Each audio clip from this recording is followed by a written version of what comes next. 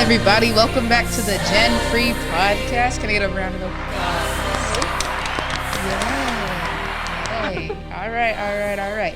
This is a student-led podcast focused on discovering God's freedom in our everyday lives. I'm sorry, y'all. I'm losing it today. It's okay, though. Oh, we're feeling good. We're just excited. We're feeling good. Right. We're excited, but we're also delusional. No, we're good now. I mean, I am. It's just one of those days. We're doing our best. It was those Popeyes biscuits. It was those Popeyes biscuits. Like that. I knew the butter tasted all. Oh, absolutely. Or the paint fumes from the door across the hall. Maybe they were mixed. Maybe. Oh, yeah, that could explain a lot of how I'm feeling right now. Maybe they conspired against you.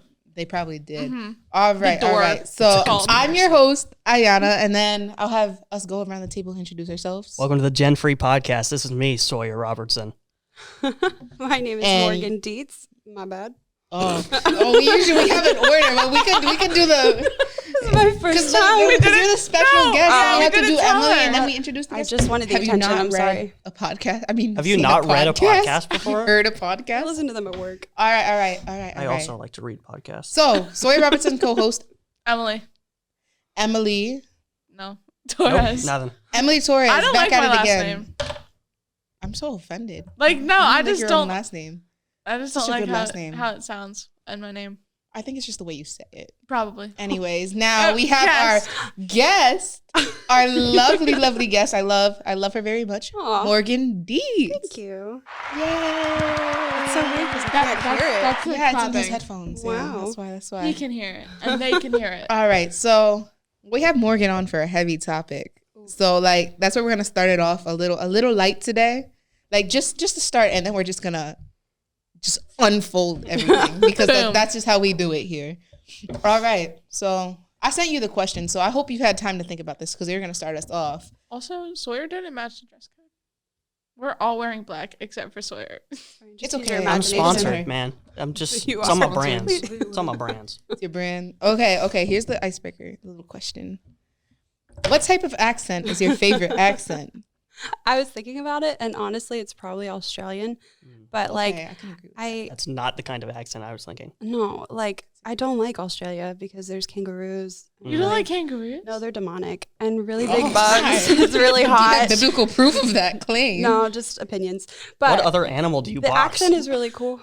Yeah, they're just sketchy, man. But that's cool. Think about all God created those creatures and they live in Australia. Yeah, well.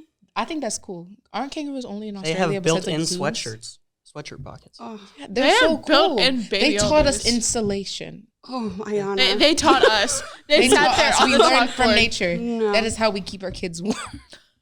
In sweatshirts? No, I'm kidding. All right. Pockets of the sweatshirts. Ew. They're just gross, but I think the accent is really dope. Yeah.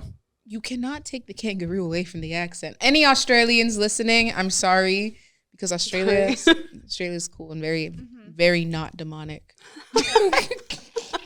She didn't say Australia was demonic. She said the Kangaroos kangaroos. are demonic. Any kangaroos watching? Any kangaroos watching, we're thoroughly sorry. All right, Emily. Mine's very specific. South Doncaster.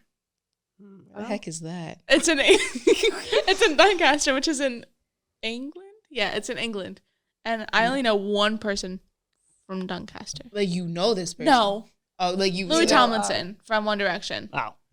He's I from guess that should is have known very that. I was a specific. directioner back in the day. He was from Doncaster, and it's We're so in you? sync right now. We're so in sync. NSYNC. You had cool sisters. Dude. Heck yeah, man. Nobody got the joke. Doncaster. Did you get the joke? Yes, of course I got Thank the you. joke. Oh my goodness. That's a very specific place, but I haven't heard the guy speak.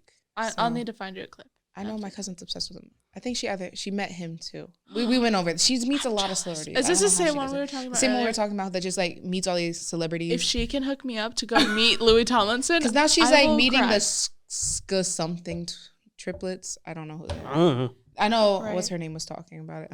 Marilyn was talking about it. Anyways, What's her name? favorite accent. For some reason, when you asked me this earlier, I pictured like impressions. So I mean that counts. That counts. Favorite impression, probably Yoda. Favorite accent, probably Japanese. Okay. Like specifically the male voice because it sounds awesome in anime. they do a great job when they're it's great. like their voice acting is top tier. Like you feel the emotion when you watch anime. Machine Nani. Anyway, I mean, since I guess we're doing Heck yeah, man. specific accents, Why not? That was really I specific. love the way my mom talks. I love like yeah. my mom has a very distinct voice. It's like it just combines her the way she grew up with her culture and then like her trying to speak professionally. And she does. And like a lot of people notice it and like she's so insecure about it, but I like it. It's comforting. I find it comforting and I love the way she speaks to me. I like when she speaks Spanish to me. I don't care if it's yelling, but I like it. Like my mom has a good voice. But yeah.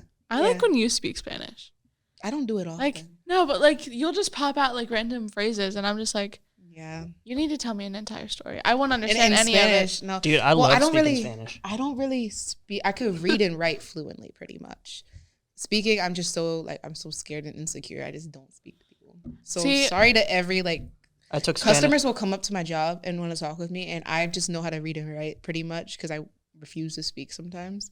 And I'll be like, no hablo español. And they'll be like, and then I'll like pronounce like their name correctly and they'll just stare at me. I'm like, no, but I'm taking sign language. So I like most people are like, oh yeah. Your finger accent. Yeah. That was probably really bad to do. That's actually fingerspell. Sorry. That's fingerspell. Yeah. But there's different dialects in ISL as well. Yeah. We're way off topic. We're way off topic. All right, guys. Are y'all ready for the topic? Spanish 1 and 2. Y'all ready? Oh, So we have Morgan on here to discuss the topic of suicide. We took a hard right. Yeah, we did. Yeah. It was like just a big. It's okay. But I mean, they're gonna see it in like the heading, so like it's not like they're not gonna. They're gonna know. They're gonna ready. expect it. They're ready. It's expected. If they click on it, they're they're obviously like. ooh. They're like, we know what this is. It's kind of its own trigger warning. Yeah, it's Yeah, so like, we're gonna start off with this, but it's not like they're gonna be surprised, right? Yeah. I hope y'all aren't Don't surprised. be surprised. It'll be there. It said in so the in the little title. So, It'll be on the title. Just yeah. fair warning. So I do have a few questions, and we could just kind of build off of it. Let it flow, Morgan. Let it flow. Let it flow. And let it flow. yeah, you feel comfortable. Are you comfortable?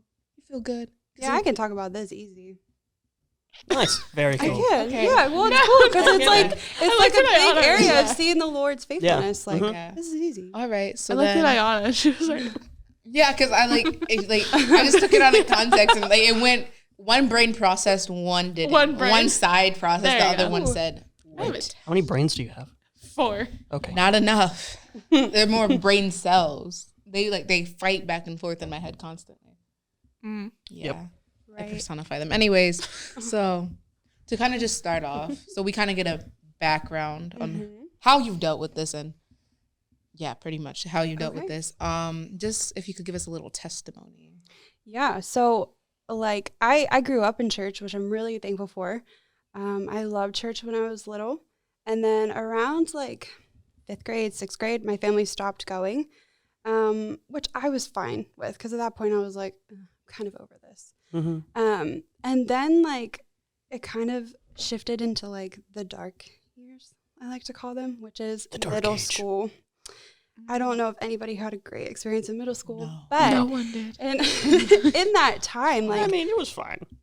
that's great. Yeah, man. I love that for you. And Thank you. fine is Thank you. good. Back to the And dark fine is ages, good. Yeah, y'all. the dark ages. I tell you what, my dark ages was when I got to high school, not middle school.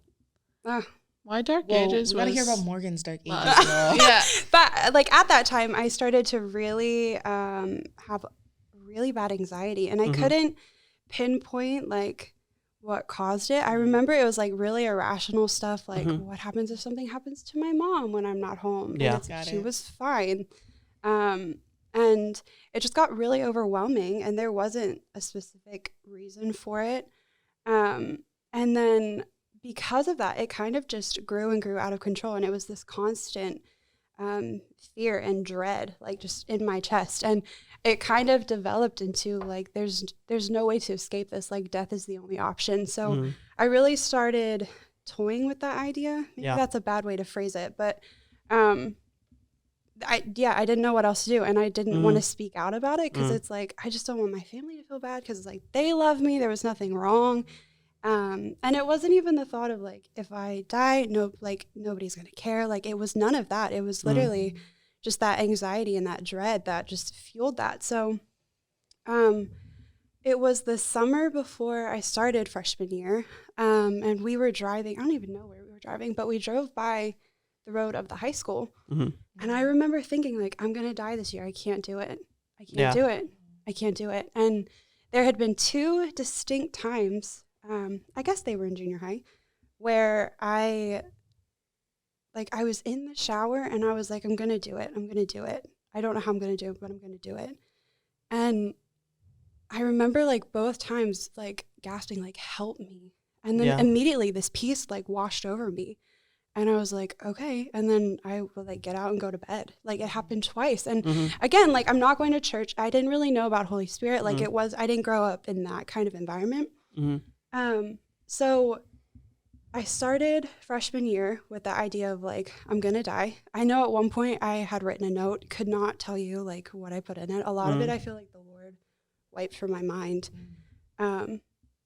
He's just been so faithful, even just to protect me from, like, my own stupidity at times. But I had met a friend, and I met a friend in 6th grade. So, like, right when this all, like, started to take place. And we saw this announcement. I just called it Jesus Meeting. I don't actually remember what the group's called. Maybe, like, Rooted or something. And we were kind of like, I'll go if you go. Like, what do we have to lose? So we went to this meeting, and at the time, you guys are both from Medline. At the time, we only had, like, 1 hour lunch block, and, like, you could go anywhere in the school. It was great. They changed it the following year. It's terrible. But we would go. It was on Wednesdays, and we would go up to the LGI, and there was this guy named Brian Connolly who was, like, very passionate, very loud, and, like, just, like, yelling about who Jesus is. And initially, I stayed there because there was a guy there that I liked. But it's okay. The Lord uses all things. But I remember, like, sitting in there, and Brian would, like, talk week after week about, like, the love of God, and he was on a big identity kick. And then he would come in and be like, yo, like, these healings happen, and I had never heard that. And it was just really cool. And I was like, this is interesting. Like, he's talking about a Jesus I knew of, but never in this light. And there was one day in particular, he was talking about, like, don't treat people like flavors of ice cream. Like, don't be on, like, chocolate one day and then, like, it's mint chocolate chip, or, like, that was his analogy. And I think it's really funny. And he said, guys, you don't have to find your worth in girls. Girls, you don't have to find your worth in guys. He pointed at me and said, especially you. And, like, in that moment, I was like, deal. Like, I'm in. Because he didn't know me. And I was like, that's kind of why I'm in the room. But it was just, like, it was cool because it was the Lord's grace to, like, even bring about that friend years before. Because had I not met her, I don't know that I would have went. And like, so I became really excited to come to Jesus Meeting every week. And then I started coming to praise. And I think what's really cool is I started the year wanting to die. And then by the end of the year, I was like, I found the reason to live. Like, I threw myself into it. And I was like, there's nothing else. Like, I know what it's like apart from the Lord. So that's kind of it in a nutshell, but, like, it's just been really cool to see how even the Lord's grown that. Like, if you get your eyes off of Jesus, that stuff can come back because, like, if you're not walking with the light, you're in the dark. And so, like, I've had to learn that lesson multiple times. Even last year I had to learn it again, but it's just really exciting to see his faithfulness, and, like, it's worth living in the light because, like, that's where true life is. So Yeah, I find it cool that you had that in school. Like, right? So, I hated that place. It was terrible. Shout out to your high school. I mean, you already name dropped Red Lion. Again, so I guess you can't take that out. It was like the anxiety of it all. There's just people everywhere. But I did. I really met the Lord there, and that was so unexpected. That's not what you go to school for. It really, especially not public school. No, I didn't. Not at all. Will tell you that I appreciate you saying that, like, you've had to learn it multiple times. And, like, even you related it to, like, going recently. It just spoke to me. Oh, that's really cool. I was listening to a song on the way in that really, like, honestly, in the last few months has really been impactful. And at the end, she's, like, kind of praying, sort of. It's called Intact by Falcon. It's Amanda Cook, but it's, like, her alias name. And she goes, this is a hallelujah. I'm happy to be alive. And that's literally the testimony of my life, but especially last year. Last year was really hard. I lost sight of a lot of things. But I could, like, I'm genuinely, like, this is a hallelujah. I'm happy to be alive. Like, it's a really good thing to be alive. Yeah. That is beautiful. It's also like, you know how you said it, like just hearing that touched. Yeah. It touched me because I think a lot of times we think of suicidal thoughts and even dealing with suicide as just like, oh, which is a period of time and won't come back up, or like I won't be combated with those ideas no more. I won't be tempted to use that as a like method of escape or whatever it is to somebody. And that's so not true, because I've like last year was like that. Half of last year was like that for me too. 2022 was a year. It was a year. It was one of the years of all time. Yeah. It was one of the years of all time. That's a great way to put it, because that's happened to me. Like I've had those periods in time, 2 different parts of my life. And it's just interesting because for me specifically, in the second time around, I found Christ for who he really was, and he was a comfort through my darkest time. And I think I was able to cope better because now I had an idea of what love was really like. That's really good. And so, yeah, like I think it sounds weird to say, but radical that you say that, because I think a lot of people have an idea, oh, it's usually through like, most hormonal time of your life you get suicidal. Like there's this, and even like people know adults who have done this sort of thing or deal with this, but no one really talks about it. They talk about it only in the sense of you being a teenager. No, your hormones, that's what makes you this way, but it's not always the You're case. very emotional. Like it's just a phase. You'll get out of it. Like you have so much. Why is this even a idea in your head? Yeah, or like it's almost expected for that age group, which I think is strange. This is kind of a bold question, but have like all 3 of you had that come against you at one point or another? Yeah. Yeah. Okay. Yeah. So it just Give me a goes. second, y'all. It just goes to show. It's Tony. It's my dad. Sorry, y'all. What kind Hey, of Dad? guys? Yeah, we can edit it out. Dad, I'm recording the podcast right now. Hi, Dad. You want to say hi to the people? Wait, say it one more time. You're on speaker. Hello. Hi. That is my Hey. dad. I love him very much. I'll call you afterwards. Okay. All right. Love you. Bye. Shout out to Tony. I love my dad This very might much. not even make it in the episode. But just It's in case fine. it does. Just I in mean, case it Rusty does. was on. We had Rusty on. No, I think wasn't that after? I thought it was up there. Oh no, I thought Rusty called during the thing. No, I don't remember. Anyways, he did try to call, but then I like hung up. you see, Dad doesn't answer often or call often. So the fact that he called, I was like, what do you have to say? Also, I love how the icon was the fish from Shark Tale. Oh, yeah. Oscar? Yeah, 100%. It's a joke. I find like a billion characters that I think look like my dad every Why day. are- Does look like your dad. Doesn't it? Oh my That and and the main chef from Ratatouille. I feel Linguini. Oh man. not Linguini, the No, other the one, other the one. short one. What's his face? I'm sorry, that was so off topic, but I think we needed that little icebreaker. A little like in between. Nobody noticed how I just went boop and like popped my elbow. Oh, I wonder if we got it over like the sound. All right, back on the topic before. Welcome back after that commercial break. Get the free version. Take a look at our merch. It's good that we had a little laugh in there. It was always good. All right, so Good timing, Tara. yeah, what were you saying? My point was like it's pretty telling like how common it is, and like it's not. I don't think we were strategic in making you guys the speakers so I could come on in here and talk. Like it's casual. Like this is just the normal people. Kind So of. like, but it's interesting because it's like it just goes to show like how much there's an attack on the human life. Yeah. Yeah. It's not uncommon. That's really sad, but yeah. Yeah. And it's always The been enemy's around. a jerk. Yeah, the enemy is a jerk. But Yeah. I think it's interesting how it's more prominent, like, at least in the way I've dealt with it. So I used to, I was mad at other people, but I would take it out on myself. And it's weird because you think, oh, murder. Like, it sounds weird to say, but, you wouldn't you want to take your anger out on the people who done against you and not yourself? Like, I had that idea pop in my head one time, but I never, firm with it. I kind of had like a mentality that, well, if like I have to do this to myself, and then then like me torturing myself with the ideas of suicide and even depression. Then it got to the point where I was like, I can't do this anymore. And it's interesting how the enemy attacks life in that way specific, because suicide's painful.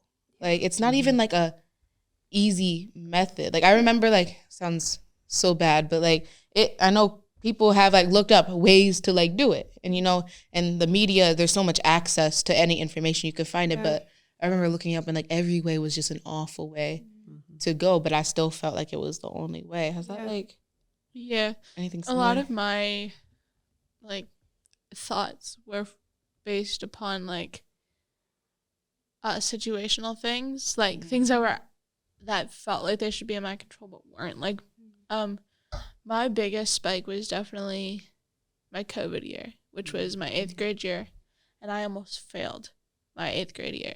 Yeah. So I was like, okay, this is going wrong. Like, everything was going wrong, and I had dealt with depression for like years. So it was just like, my parents would be mad at me. I would go cry in my room and be like, this is my fault. Or something would go on in their lives and they would get stressed, and then I was like, why am I stressing them out? So it would always be my fault that whatever was happening was going this way. My siblings wouldn't talk to me. Oh, that's my fault. And it would just constantly be my fault. And I would take that. I wouldn't talk to anyone because I wanted to have the facade. I've never known how to pronounce that word. Hey, good job though. You did it. Of like, oh yeah, I'm perfectly happy. I'm amazing. And then my own comparison got to me. Like a lot of it was body, like dysmorphia, and like I don't even know what I look like to other people. Yeah. Well, you're beautiful. So yeah. And so it would just be like constant attacks with everything. Like, oh, my nails aren't done. Like even like what seems to be the smallest. Yeah. And so it's just like it was always that. And so I would just be like, okay, this is my fault. This is my fault. And then it got so bad to the point where you can take this out if you want. I tried to plan it. Yeah. I mean, I was like, oh yeah, I'll just go down to my room and like. Then you had like a I had a day, I had a time, I had a way. I took my siblings up to bed that night and I fell asleep upstairs. So I wasn't able to do it, and it was so great. Sorry. That is great because it just shows you had it all planned out, and things were, from what it seems, going to plan. And then suddenly you just get sleepy. Like, you can't just... Yeah. Like, it seems like something you do on your own, but, like... Since 8th grade year was my COVID year and I was online school, I could go to bed at 3 a.m. and wake up at 6. That was my bedtime routine. Yeah. That night, I was so tired that I fell asleep. Yeah. Yeah. You didn't even stay up, like, super late. Yeah. And, like, when I was going through it, I had a plan as well of, like, how I would do it. I didn't have a when, but I knew the way I was... gonna go through with it, and I feel like part of the reason why like it's like just gradually increasing is like how I do think it's important to bring attention to it, but in like shows like showing like how in like ways and like stories of how people have done it, I feel like isn't the best thing, because then you have people who get that idea and then will follow through in that way, like because you like show it where before necessarily they wouldn't have like possibly were interested or known of that way. So I feel like there's a fine line in like the media of showing it, but I guess I can get into like how I dealt with it. Like my story is it's like the way I would like go about my day. I would like have like how I act because I would have the way I act around others be different than how I actually am, and like I would like wear a mask and be what other people wanted me to be. Instead of like who I actually am, and then when I would get home I would just be like so empty and I wouldn't know like who I was So that's why, like I just had no self-worth and wanted to, just be done with it entirely. So, but yeah, it's it was a hard situation. So, but yeah.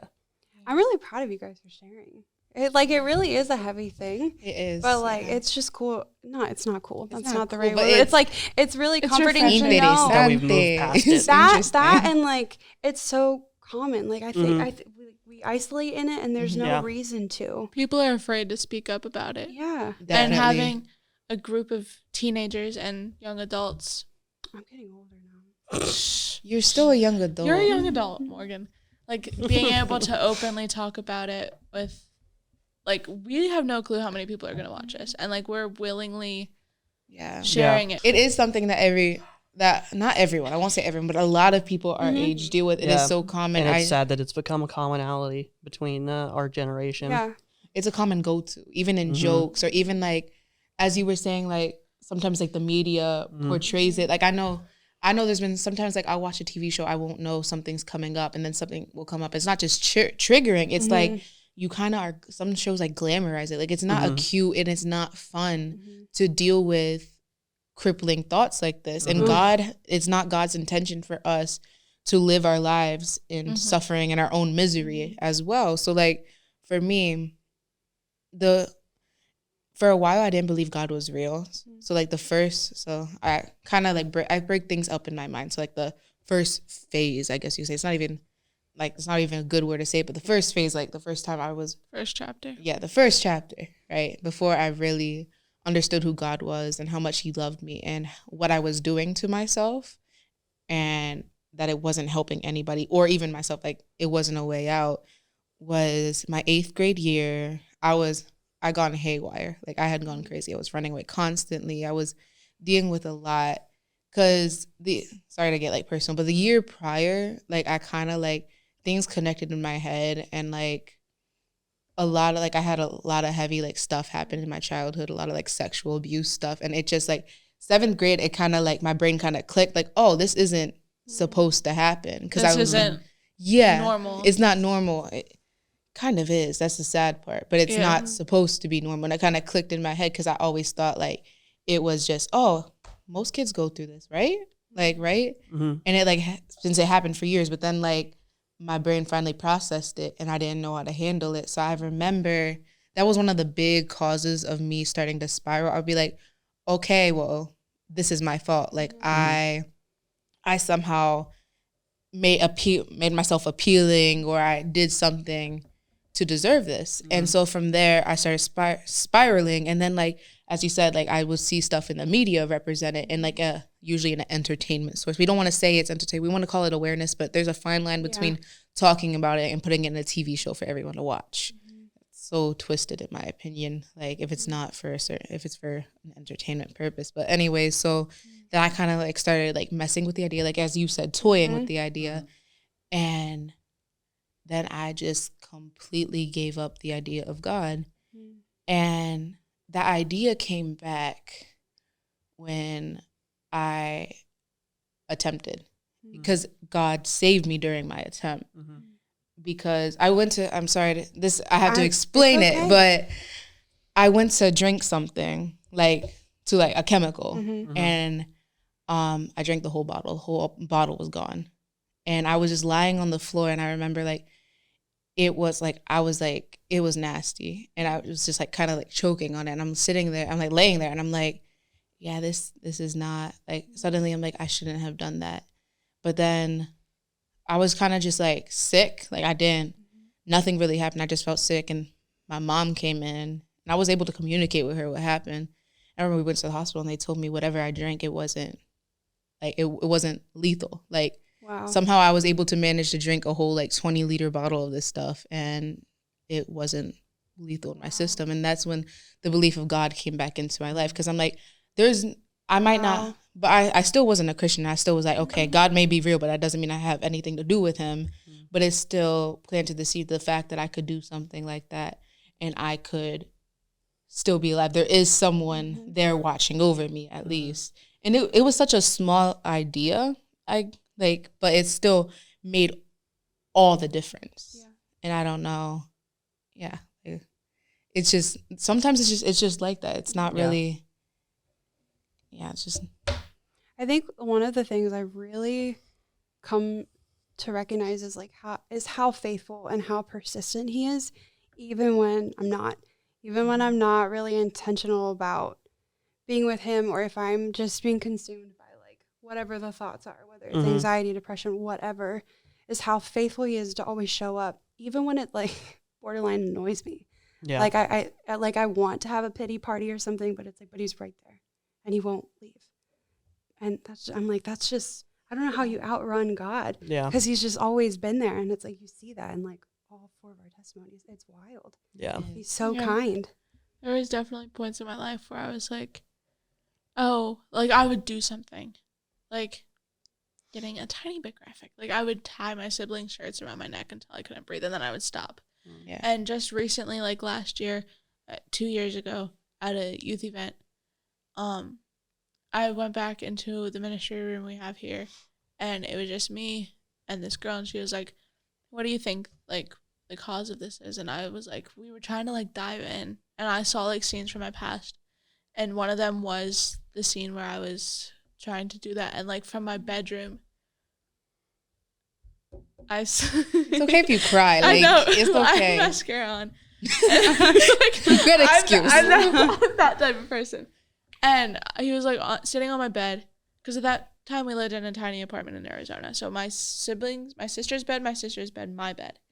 And like our door was here, and he was in the very, very back corner of my bed, reaching out his arm and like loosened it up from the back, as if he was the one who stopped it from going. And it was like, beautiful. It was like, wow, he's always been there. Yeah.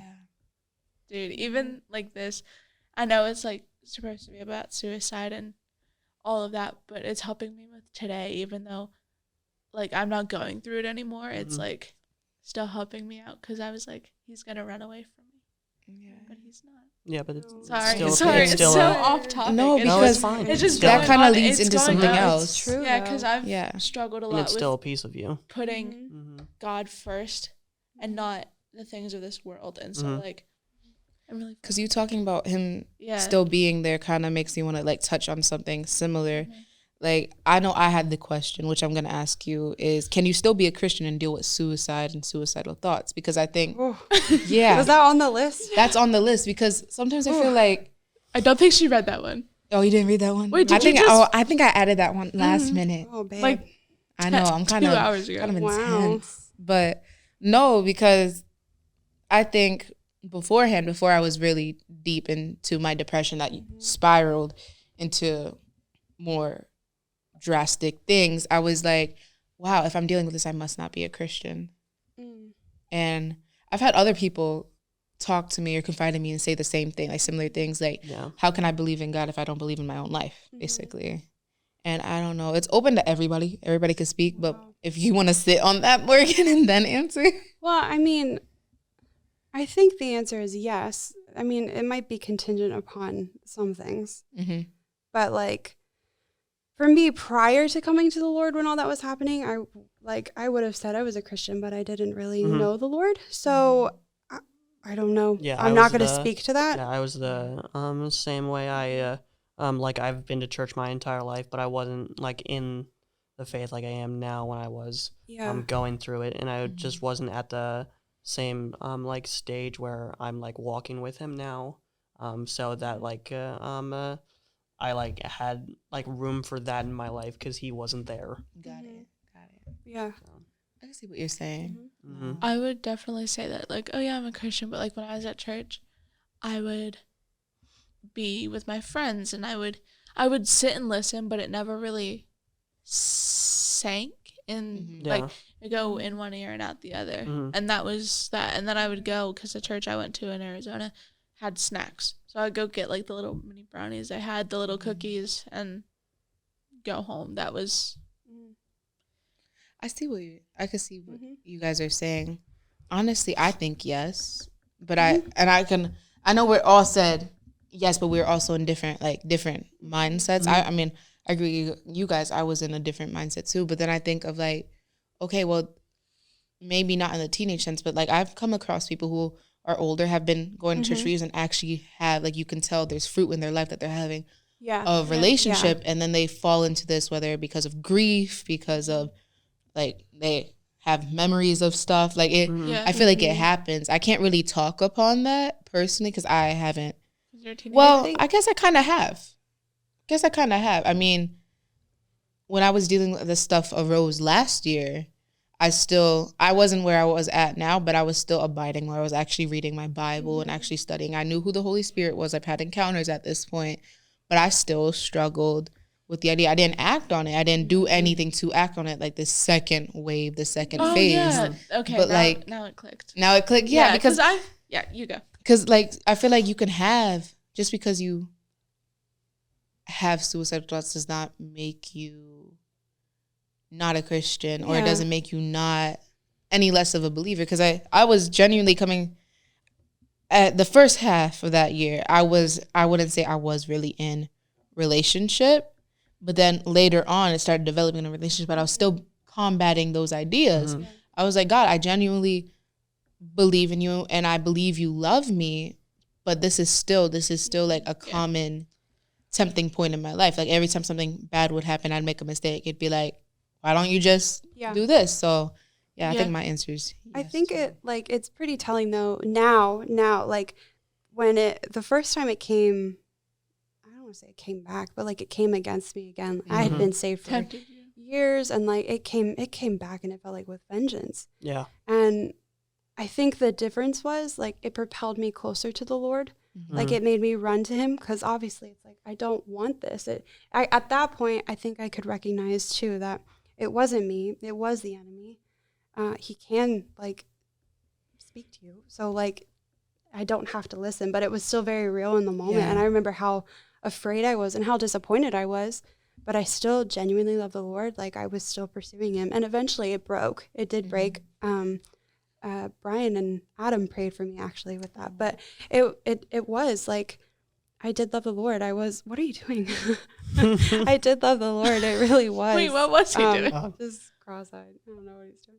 Oh, okay. But I was still pursuing the Lord. But I think you have to keep in mind, like the enemy comes to steal, kill, and destroy. Yeah. But he came to give life and life abundantly. So it would make sense that when those attacks come, it's probably the enemy trying to take you out, because you actually should be living with life abundantly. So maybe that didn't answer your question. No, that was a big question, Iona. You see, I'm qualified. I'm a person. Well, you're obviously here, and we wanted you for this topic, so God said you were qualified, so I can't argue with that knowledge. If God says you're qualified, you're qualified. You're qualified. Like you don't need the paper. You don't need no certificate. You don't need anything, because I know we do pray about and we think about who we want on, and this came up for you because I think you do have knowledge in this area.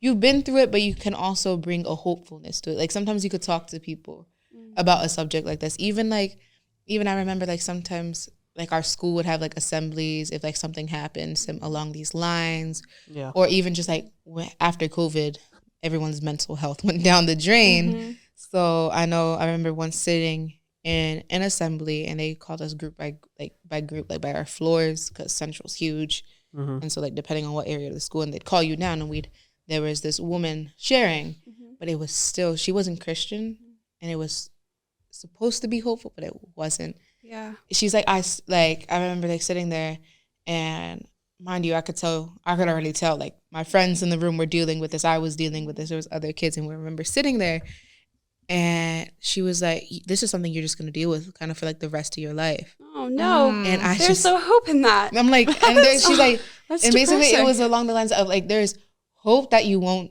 do it, but the depression will always be it's always going to stay. And I was like, well, then that just kind of pushes me to propel myself more into like almost to let me prove you wrong. Not like prove you wrong, but like, okay, there goes like you're calling me in saying it's hope, and then you're saying there's no hope, but there's no hope, but don't do it. Yeah. And that's such a... That's the world's response. That's the world's response. Yeah. So like when stuff happens, you'll be like when certain crimes happen, like big shootings happen, they're like, oh, like it is normal. It's sad to say it's normal. Suicide is normal. It happens every day. And honestly, but people want to also rule themselves. That's a whole nother topic to get on.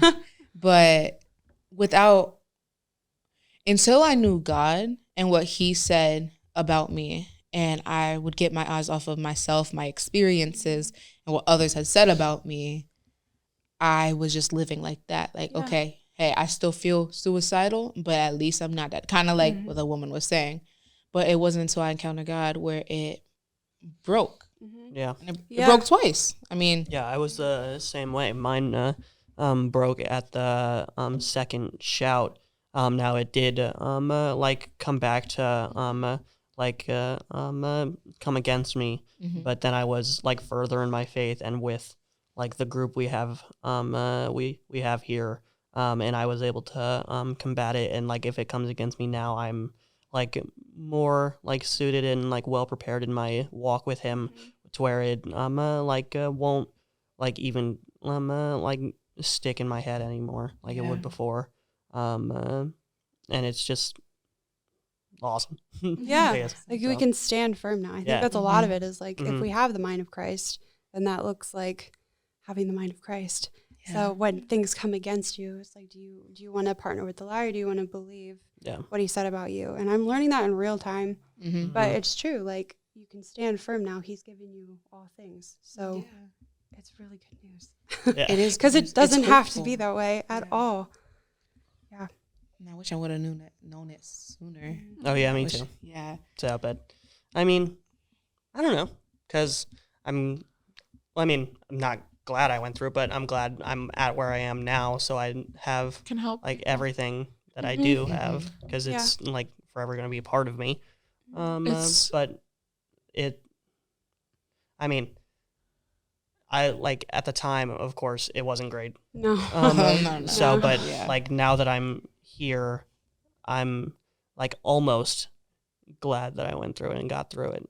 I know. So what you mean. I'm like, it's hard now. to phrase, but it's like something came out of it. You weren't just stuck in that place, and you're like, "Well, I'm over it." It's part of the reason why I am who I am. It's kind of like everything happens for a reason, because, like, that's sounds weird, but like when you were going through it, nobody knew that this would happen because of it, or like the connections you could have made, or the type of deliverance. Like when I was going through it, and I went to the second shout, and I was just like, okay, yep, I'm here. Yeah. My mom paid for me to go. Let me go. I'll do it. And then it just came out of nowhere. So it's like, I don't know where I was going with that. It's like, I think I'm understanding what you're saying. Yeah, like, so it's not so much that like everything happens for a reason, but you went through something and you were able to find the good in it. No, kind of not. The way I don't know what you're trying to say, but the way I'm interpreting it is I felt like what you were saying, Liz, was like you weren't like there by your own like purposefully being there, but God put you there himself so he could like affect you. Yeah. And I don't. I'm a little lost. I'm a little lost because like and unless we could all think differently in this subject. We all pull different. Yeah, because for me, I think like not everything happens for a reason. God makes the good out of bad situations. He could turn things around. He could think of Paul. Paul was not a good guy in the Bible. Paul was Saul. Saul was killing Christians, but God changed his life around. And I don't think it's anyone's plan to be apart from God. That is not what we were created to be. We're not created to be our own rulers. We chose this for ourselves, and we reap the consequences of what we sowed. Yeah. But I think that not everything happens for a reason, but even through our awful choices, there's still God's favor and grace on our lives.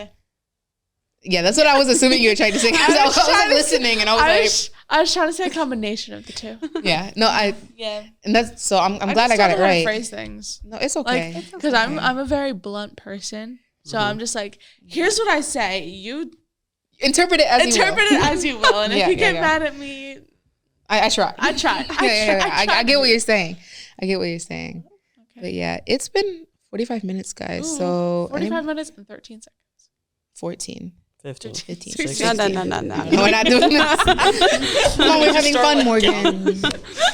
But yeah, any closing remarks before we pray? God is good. Yeah, that's exactly what I was going to say. He's really good. He's really kind. He's really, really faithful. Yeah, there's always hope in him. Yeah. There's always Life is hope. worth He's living. forgiving. Yeah. Yeah, God is excellent. The fact that, like, for the fact that any of us could sit here now, Yeah. we got Honestly, out of it. We got out we're of it. literally the testimony of his goodness. Yeah, we're the testimony of his goodness. Without him, we wouldn't Who be in the knows? places we are now. Who knew? Yeah. Who knows where we would be? If I hadn't met God in my darkest time, I could have been dead. Oh, me Like, too. if Yeah. his favor didn't come on me when I was in that Yeah. situation and didn't make me grab the wrong thing, I could have died. Again. Yeah. God is just graceful, and there is hope if you're going through it. That's kind of There's so much hope. there's so much hope. There's so much more I get. I was there before. You can't see it now, whoever might be dealing with this. Yeah. But I'm telling you, even through that journey, when you meet God and when God rocks you, you can come out of it. Yeah. Yeah. I've had people, this can be taken out if need be, but I've had people, like, just because it's so very blunt, like, when people are like, oh, how do you even know God is real? I'm like, if it were not for God, I would probably not be here. Yeah. And it's like, that's the honest truth. Does anybody want to close us out in prayer? I can. Okay, Yeah. Yay. Yeah, so Lord, I just thank you. Oh my goodness. Lord, Well, we were clapping, so let's go clap for you. She started praying. All right. Lord, I just thank you for the truth of who you are. I thank you for the good news of the gospel. So, Father, I just ask that if there's anybody, I just hit the mic, if there's anybody watching that struggles with this, Lord, I just ask that you would be their peace, that you would be their comfort, and that you would bring true life to them. I just ask that you would bless what does stay in the video. And I just thank you for this time and this space. And we bless this in Jesus' name. Amen. Amen. Amen. All right, y'all. End of this episode. Woo. Another clap. Because I like clapping. We clap a lot. We do clap a lot. I was like watching back on like the first one. I'm like, wow, we clap a lot. But The button doesn't get pressed every single time. yeah, but it pretty much does. Sawyer, you're on Sawyer- top of it. It's the Sawyer only is button very- we use. Let's Yeah. be honest. Well, I It's the mean- only button we use. We could have bird chirping. Oh my goodness. Like a little opening. Well, no. we have an opening. have an We opening. do have an but opening. we And could it's add a birds in the great back. opening. It is a great opening, but we could add birds in the background. Like, tweet. Like, it'd be cool. It's just us like saying All right, tweet. y'all. Hello, tweet, audience. tweet. Hello, my loves. Looking at you, Jeff. Yeah, you, Jeff. Specifically, you, Jeff. Specifically, you, Jeff. It's Imagine if Jeff watching. there definitely Not you, is. Jeff. We're talking about the imaginary Jeff. He's not imagining. Be sure to follow us on Faith Like Birds, on our YouTube channel, our Instagram, our TikTok, and That's Facebook. Facebook. All right. Have a good night, y'all. peace. Yeah.